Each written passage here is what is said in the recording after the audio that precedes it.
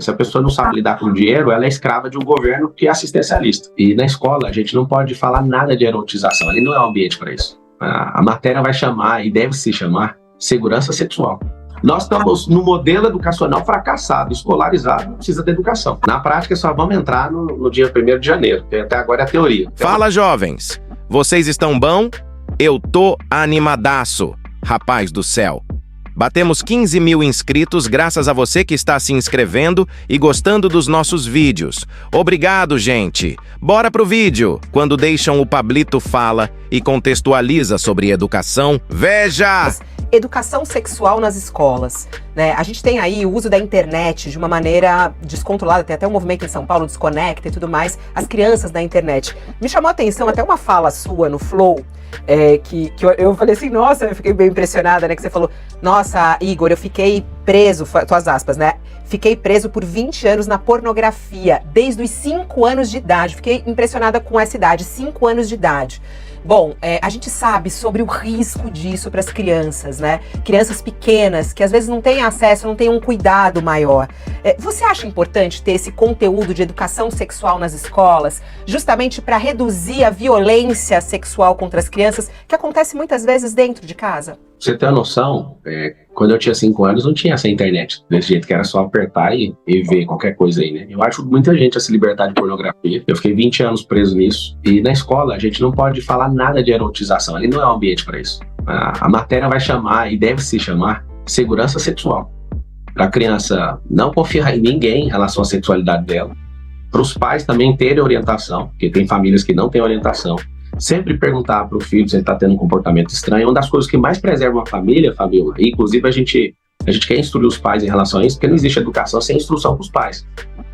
Na escola que meus filhos estudam, que inclusive é minha, os homens, nós estamos lendo um livro chamado Criando Meninos, do James Dobson. Então os pais, eles estão lendo e estão sendo transformados. Porque mostra que o maior cuidado que a gente tem que ter na sociedade é com os meninos. Olha que coisa interessante. As meninas são mais delicadas, mas são os meninos que têm a maior quantidade de morte precoce, delinquência, suicídio. A maior parte é eles que vão para cadeia. Então o regulador da sociedade é o pai, dá muita atenção para o homem, porque o homem ele é alguém desgovernado. A sociedade está nessa decadência por causa do homem. Respondendo a sua pergunta, deve-se falar sobre segurança sexual e não erotização.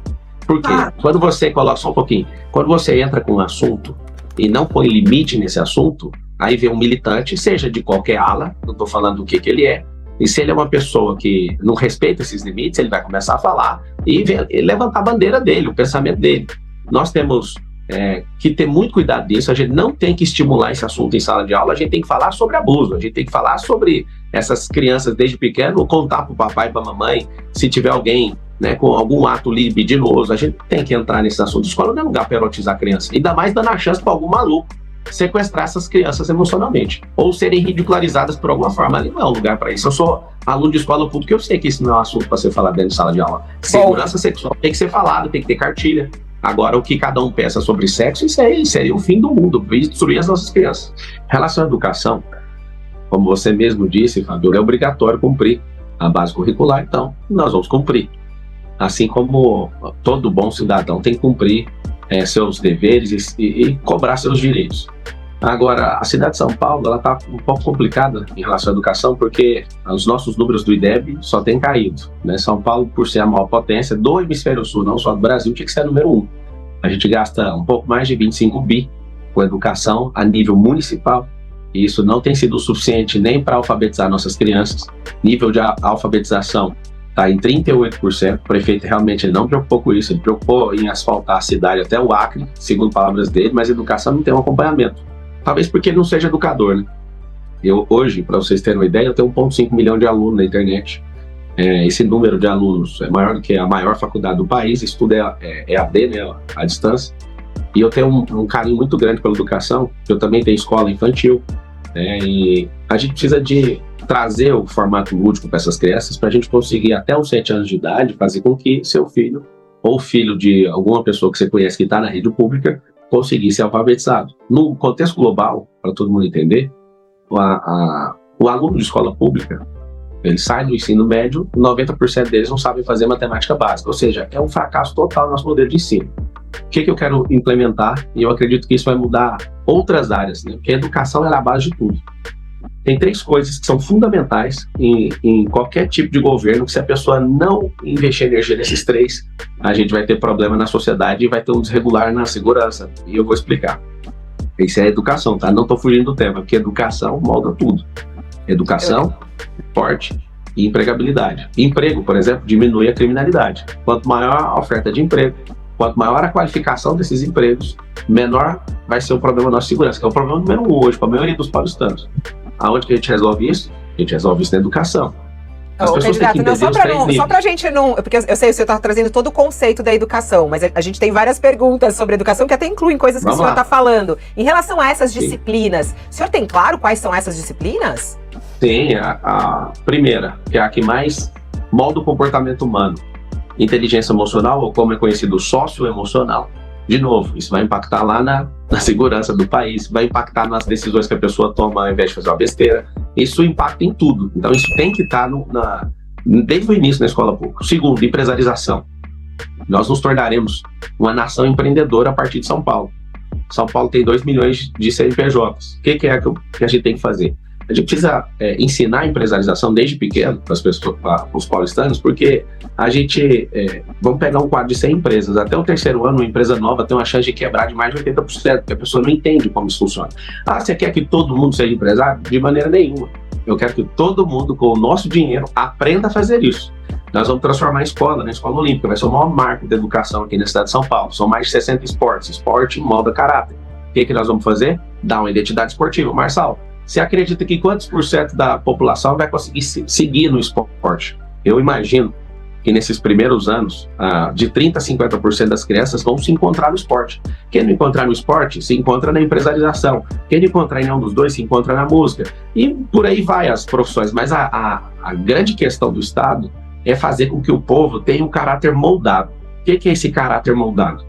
O esporte, ele molda caráter por quê? Porque você aprende a competir, você aprende a respeitar. Por exemplo, a pessoa que aprende artes marciais na escola, essa pessoa, ela não briga. Ela já não faz parte mais daquele grupo de pessoas que brigam por qualquer coisa, porque ela ganha uma consciência que ela entra para lutar. E para lutar tem que ter um ringue, tem que ter um octógono. Ela respeita o próximo. Isso o esporte faz. Ela come melhor. Você está falando sobre incluir novas disciplinas. Eu queria entender um pouco justamente as ações práticas que você pretende implantar e como pretende, porque o seu plano de governo fala, por exemplo, que o problema não é falta de recurso, mas falta de gestão, de foco, acompanhamento do aprendizado, fala de casos de sucesso no país. Como o senhor citou agora há pouco, o problema do aprendizado na idade errada em São Paulo é grave. O que de prático o senhor planeja fazer logo nos primeiros meses de governo? O que o senhor vai fazer no começo? A primeira coisa que a gente tem que fazer é treinar os professores. Eu não conheço nenhum processo que vá mudar a mentalidade de alguém na ponta da criança se eu não conseguir entrar no coração dos professores. Eu não sou pedagogo, mas eu sou um professor. As pessoas insistem em me chamar de coach, eu não sou coach, mas eu dou aula. Eu sou mentor de muitos empresários, de muitos trabalhadores. Tirando 1,5 milhão de alunos, talvez eu seja mentor no Brasil hoje de 12 milhões de pessoas. E aí, alguns não sabem até medir esse fenômeno, né, que eu fico ouvindo, acho até bonito vocês usarem esse nome, fenômeno, fator Pablo Marçal, porque eu já venho mudando a mentalidade das pessoas. Posso ser criticado, posso ser essa pessoa polêmica, tô sozinho nessa disputa, né, tô só com o povo e com Deus, mas tava terminando até de responder a pergunta dela, socioemocional, empresarização, a questão de uma identidade esportiva, tecnologias e profissões do futuro. Nos próximos 15, 20 anos, Haddad, a gente vai perder umas 300 profissões para inteligência artificial, para algoritmo, e a nossa nação é uma nação que não migrou para tecnologia. A gente é usuário de tecnologia. A gente não é criador de tecnologia e não vejo político, porque os políticos não entendem isso. Eles estão apavorados, por exemplo, de eu não ter um minuto de televisão, nem rádio, sem as minhas redes sociais, ainda continuam crescendo nessas pesquisas e está apavorando todo mundo. Por quê? Porque existe, de fato, um extrato na sociedade que já me ouve. E aí, o que a gente precisa na educação, para fechar a resposta da Fabíola e complementar a sua?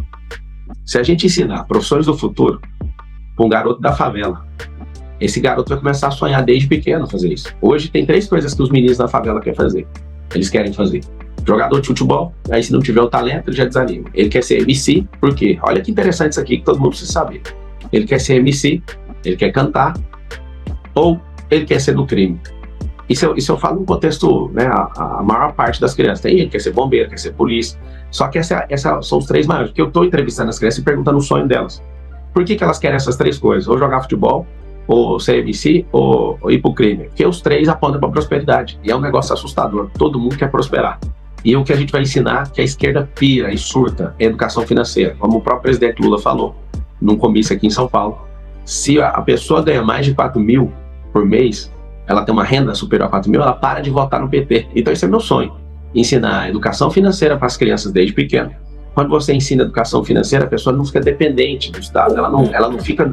A metodologia é sua mesmo, Pablo? Ou você está inspirado, ancorado em algo científico, com algum educador de peso ao seu lado, ou é uma metodologia mesmo sua? Por exemplo, você trouxe aqui educação socioemocional, educação financeira, que é extremamente importante.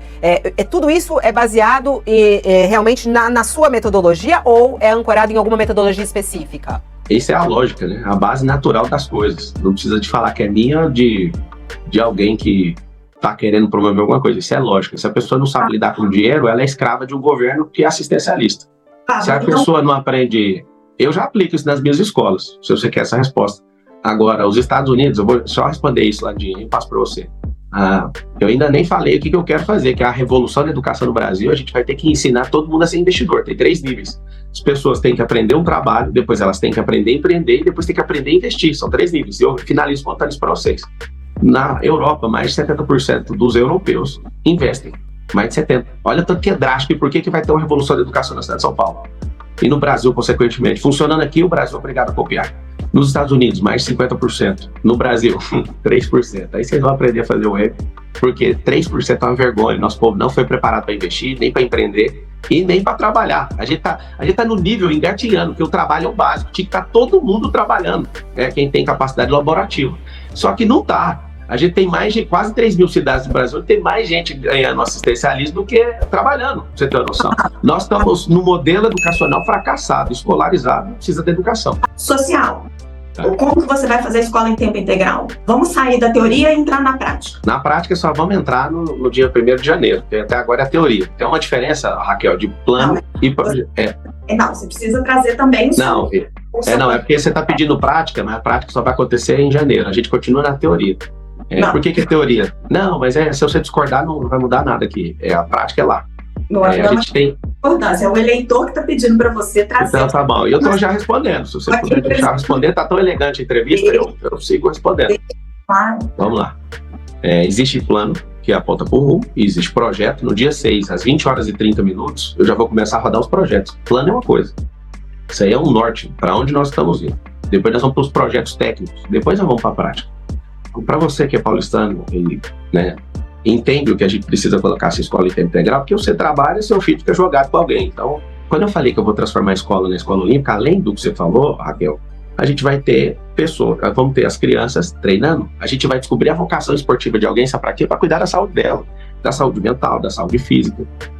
Um centro olímpico custa R$1,5 milhão. Pra você ter uma noção, nós queremos fazer em todas as escolas. Não vai fazer isso no primeiro ano, no segundo, isso é progressivo, isso é uma institucionalização de política pública para que as crianças estudem num período, na outra elas vão treinar. Nós vamos levar isso a chegar a um ponto de as crianças que forem para competições terem bolsas para rendimento, para crescerem nisso. A gente vai dedicar nisso. Não é para ocupar lugares apenas que já existem. A gente tem isso hoje, a gente quer ampliar, mas a grande verdade é que essa escola em período integral, ela é baseada naquilo que é o esporte.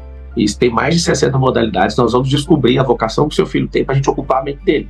Presta bem atenção o que eu tenho ouvido quando eu vou nas favelas. Por favor, o número 1, tá? Eu gosto de perguntar, Landim, para as mães, o que você faria se você fosse prefeita? Todas, é um negócio incrível. Todas não, 9, cada 10 que eu fiz essa pergunta, elas falam assim, cuida das crianças. E aqui eu quero deixar claro para todos vocês que eu fiz uma aliança com 2 crianças. Esse relógio que eu carrego aqui é do Theo, lá do Jardim Rosana, no Campo Limpo. E essa pulseira aqui, ó, é da Clarice. O Theo tem 8 e a Clarice tem 12. O do Theo, quando ele me deu... Deixa eu só terminar a resposta. Sim. Para mostrar que eu tenho uma aliança com o povo e que esse relógio é um tempo novo para as crianças e para os mais pobres. E eu me propus andar com esse relógio para marcar esse novo tempo na cidade de São Paulo. Então nós vamos, além de ocupar e trazer recreação para o seu filho, a gente vai fazer seu filho ser um atleta de alto rendimento. Por quê? Para ele te dar orgulho, para ele honrar a senhora e o senhor, que é pai dele. Na maioria dos casos é sua mãe que responde, porque a maioria dos lares nas favelas são liderados por mulheres. Eu sinto essa dor. A minha mãe, por alguns anos, nos criou dessa forma. Deixe nos comentários sua opinião e se chegou até aqui, se inscreva em nosso canal Filho.